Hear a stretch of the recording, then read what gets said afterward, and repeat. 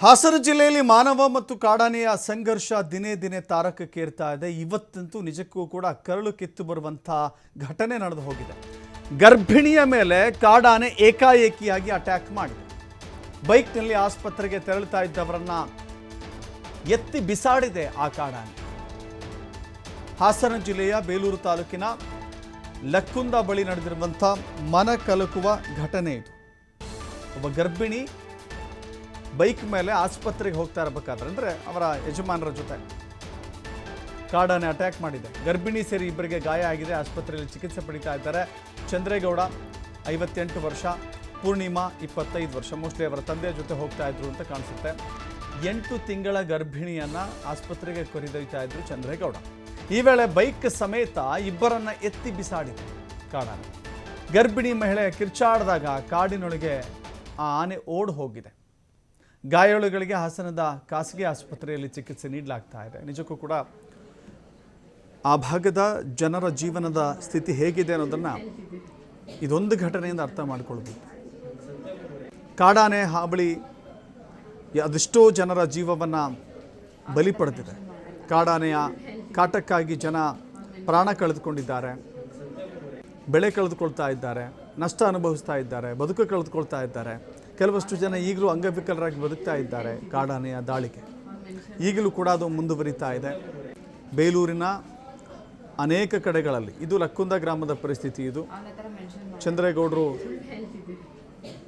ಗರ್ಭಿಣಿಯನ್ನು ಕರೆದುಕೊಂಡು ಹೋಗಬೇಕಾದ್ರೆ ಅಟ್ಯಾಕ್ ಮಾಡಿದ್ದೆ. ಆ ಸಂದರ್ಭದಲ್ಲಿ ಇಬ್ಬರನ್ನೂ ಕೂಡ ಬಿಸಾಡಿದೆ. ಆಕೆಯ ಆರೋಗ್ಯ ಸುಧಾರಿಸ್ತಾ ಇದೆ. ಚಂದ್ರೇಗೌಡರು ಕೂಡ ಚಿಕಿತ್ಸೆಯನ್ನು ಪಡೆದುಕೊಳ್ತಾ ಇದ್ದಾರೆ. ಹೇಳಿ ಕೇಳಿ ಗರ್ಭಿಣಿ ಅತ್ಯಂತ ಸೂಕ್ಷ್ಮವಾಗಿ ಆಕೆಯನ್ನು ನೋಡಿಕೊಳ್ಳಬೇಕಾದಂಥ ಸಂದರ್ಭ ಇದು. ಕಾಡಾನೆ ಅಟ್ಯಾಕ್ ಮಾಡಿದಾಗ ಕಿರ್ಚಾಡಿದ್ದಾರೆ. ಆ ಕಿರ್ಚಾಡಿದ ಗಾಬರಿಗೆ ಕಾಡಾನೆ ಅಲ್ಲಿಂದ ತೆರಳಿದೆ. ಅದೃಷ್ಟವಶಾತ್ 2 ಜೀವ ಅಂತ ಹೇಳೋಕ್ಕಾಗೋದಿಲ್ಲ, 3 ಜೀವ ಹೊಟ್ಟೆಯಲ್ಲಿ, ಆಕೆಯ ಹೊಟ್ಟೆಯಲ್ಲೂ ಕೂಡ ಒಂದು ಜೀವ ಇದೆ. 3 ಜೀವ ಉಳಿದಿದೆ. ದೇವರ ದಯೆ ಅಂತ ಕಾಣಿಸುತ್ತೆ. ಅವನ ಹತ್ರ ಮೆನ್ಷನ್ ಮಾಡಲ್ಲ, ಸುಳ್ಳು ಹೇಳ್ತಿದ್ದೀರಿ. ಅವ್ನು ಮೆನ್ಷನ್ ಮಾಡ್ತಾರೆ.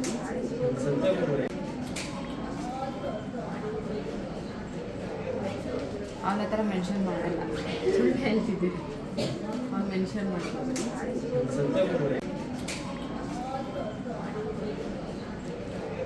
ಎಸ್, ಮತ್ತಷ್ಟು ಮಾಹಿತಿ ನಮ್ಮ ಪ್ರತಿನಿಧಿ ಪ್ರಕಾಶ್ ನೀಡ್ತಾರೆ. ಪ್ರಕಾಶ್, ಕಾಡಾನೆ ಮಾನವನ ನಡುವಿನ ಸಂಘರ್ಷ ಎಂಥ ವಿಕೋಪಕ್ಕೆ ಬೇಕಾದ್ರೂ ಹೋಗುತ್ತೆ. ಮನುಷ್ಯರ ಜೀವಗಳು ಎಷ್ಟೋ ಬಲಿಯಾಗಿದ್ದಾವೆ. ಪ್ರತಿನಿತ್ಯವೂ ನೋವು ಅನುಭವಿಸ್ತಾ ಇದ್ದಾರೆ. ಕೆಲವರು ಅಂಗವಿಕಲರಾಗಿದ್ದಾರೆ, ಬೆಳೆ ಕಳೆದುಕೊಂಡಿದ್ದಾರೆ. ಈ ಘಟನೆ ಅಂತೂ ನಿಜಕ್ಕೂ ಕೂಡ ಮನ ಕಲಕುವಂಥ ಘಟನೆ. ಯಾವ ರೀತಿ ಸಂಭವಿಸ್ತು ಅಂತ, ಆಕೆ ಅದಕ್ಕೂ ಇಂಪಾರ್ಟೆಂಟ್ ಅಂತ ಹೇಳಿದ್ರೆ ಆಕೆಯ ಗರ್ಭಿಣಿಯ ಆರೋಗ್ಯ ಸ್ಥಿತಿ ಹೇಗಿದೆ ಅಂತ.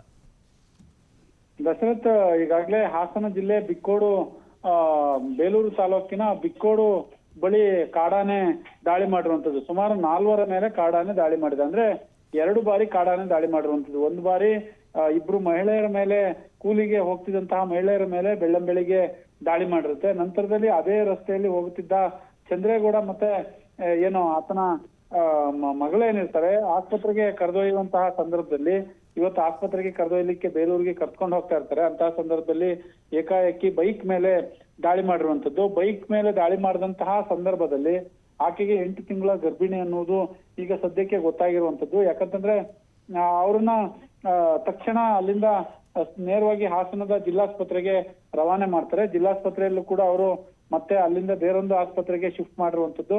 ಸದ್ಯಕ್ಕೆ ಎಲ್ಲಾ ತರಹದ ಏನು ಸ್ಕ್ಯಾನಿಂಗ್ ಅನ್ನು ಕೂಡ ಈಗಾಗಲೇ ಡಾಕ್ಟರ್ ಪರೀಕ್ಷೆಗೆಂದು ಕೂಡ ಬರೆದಿದ್ದಾರೆ. ಆದ್ರೆ ಸದ್ಯಕ್ಕೆ 3 ಸ್ಥಿತಿ ಔಟ್ ಆಫ್ ಡೇಂಜರ್ ಕೂಡ ಅಂತಲೇ ಹೇಳಿದ್ದಾರೆ. ಆದ್ರೆ ಗರ್ಭಿಣಿಯ ಮಹಿಳೆಯ ಪರಿಸ್ಥಿತಿ ಒಂದ್ ಸ್ವಲ್ಪ ಅಂದ್ರೆ ಆರೋಗ್ಯ ಹದಗೆಟ್ಟಿರುವಂತಹ ಹಿನ್ನೆಲೆ ಕಾಣಿಸ್ತಾ ಇದೆ. ಬಟ್ ಆ ರಿಪೋರ್ಟ್ ಬಂದ ಮೇಲೆ ಎಲ್ಲಾ ವಿಚಾರಗಳು ಕೂಡ ಹೊರಗೆ ಬರಲಿದೆ. ವೈದ್ಯರು ಸದ್ಯಕ್ಕೆ ಏನನ್ನು ಹೇಳುವುದಕ್ಕೆ ಆಗೋದಿಲ್ಲ ಅನ್ನುವ ಮಾಹಿತಿಯನ್ನು ಹೇಳಿರುವಂತದ್ದು. ಈ ವಿಚಾರಕ್ಕೆ ಸಂಬಂಧಪಟ್ಟ ಹಾಗೆ ಏನು ಪೂರ್ಣಿಮಾ ಕಡೆಯವರ ಪೋಷಕರೇನಿದ್ದಾರೆ ಸಾಕಷ್ಟು ಆಕ್ರೋಶವನ್ನು ಕೂಡ ಅರಣ್ಯ ಇಲಾಖೆಯ ಮೇಲೆ ಹೊರಹಾಕಿರುವಂತದ್ದು. ಜೊತೆಗೆ ಅರಣ್ಯ ಇಲಾಖೆಯವ್ರನ್ನ ಮಾಧ್ಯಮದವರು ಕೇಳಿದಂತ ಸಂದರ್ಭದಲ್ಲಿ ಅಲ್ಲಿ ಏನೂ ಆಗೇ ಇಲ್ಲ, ಆ ತರದ್ದು ಏನೂ ಆಗೇ ಇಲ್ಲ. ಆನೆ ಬಂದಂತ ಸಂದರ್ಭದಲ್ಲಿ ಆನೆಯನ್ನು ನೋಡಿ ಗಾಬರಿಗೆ ಬಿದ್ದಿದ್ದಾರೆ ಅನ್ನುವ ಮಾಹಿತಿಯನ್ನು ಮಾತ್ರ, ಅಂದ್ರೆ ಹೊರಹಾಕುವ ಮಾಹಿತಿಯನ್ನು ಮಾತ್ರ ಹೇಳಿರುವಂತದ್ದು. ಆದ್ರೆ ಅಲ್ಲಿ ಘಟನೆ ನಡೆದಿರುವಂತದ್ದು ಏನು ಗರ್ಭಿಣಿ ಮಹಿಳೆ ಮೇಲೆ ಕಾಲ್ಗೂ ಕೂಡ ಸಾಕಷ್ಟು ಏಟಾಗಿರುವಂತದ್ದು, ಜೊತೆಗೆ ಸೊಂಡಲಿನಿಂದ ಬೇರೆ ಕಡೆ ಬಿಸಾಡಿದೆ ಅನ್ನುವ ಮಾಹಿತಿ ಅಂದ್ರೆ ಅವರು ಹೇಳಿರುವಂತದ್ದು. ಯಾರೋ ಪೂರ್ಣಿಮಾ ಮತ್ತೆ ಚಂದ್ರೇಗೌಡ ಏನಿದ್ದಾರೆ ಅವರು ಹೇಳಿರುವಂತದ್ದು. ಸದ್ಯಕ್ಕೆ ICU ನಲ್ಲಿ ಚಿಕಿತ್ಸೆಯನ್ನು ಕೂಡ ಪಡಿತಾ ಇರುವಂತದ್ದು. ಒಟ್ಟಾರೆ ದಿನದಿಂದ ದಿನಕ್ಕೆ ಹಾಸನ ಜಿಲ್ಲೆಯಲ್ಲಿ ಸಾಕಷ್ಟು ಏನು ಕಾಡಾನೆಯ ದಾಳಿ ಕೂಡ ಹೆಚ್ಚಾಗ್ತಾ ಇರುವಂತದ್ದು.